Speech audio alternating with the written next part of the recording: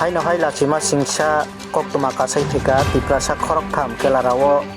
tongai ajiwi tongmani jorao bri khoroksani rang 22 lakh ni sai kwbang thokogai nawi khari phaimani borok wngkha Sanjay Deborma Sanjit Deborma tei Kumar Jamatia borokno Teliamura thanani police rutugai rokha tei sawi mankha kelarani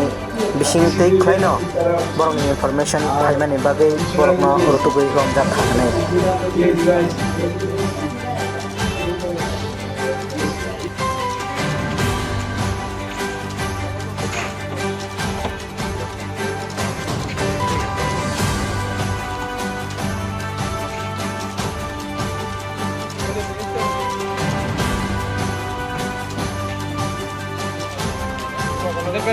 आज के crime case number 5 2022 under section 66G of Information Technology Act 2000 and section 419, 420, 34 of Indian Penal Code 1860 of Cybercrime Police Station Thiruvananthapuram City Kerala একটা ঘটনা ঘটেছিল গত বছরে 18-10-2022 এই সময়ে সেই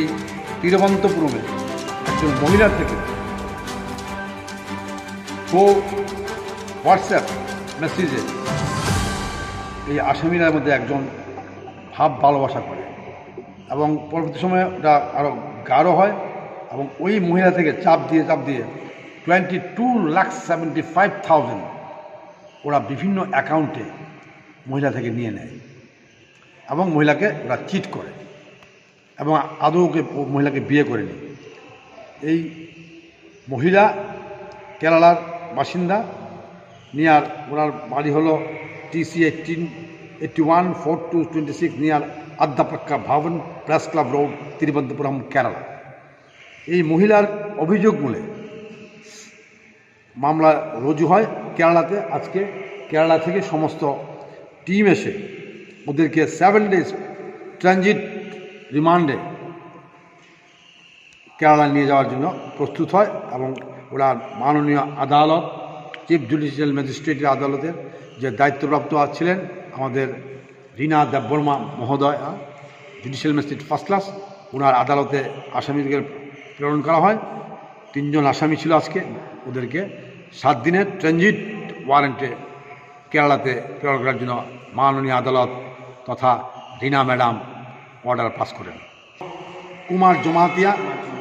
বাড়ি হলো হদ্রাই, সুরজ দেববর্মা বাড়ি হলো রামকৃষ্ণপুর বাহাদুর চন্দ্রপাড়া এবং আরেকজন হলো সঞ্জিত জমাতিয়া বাড়ি হলো Kunjamura north Gokulnagar under PS Teliamura.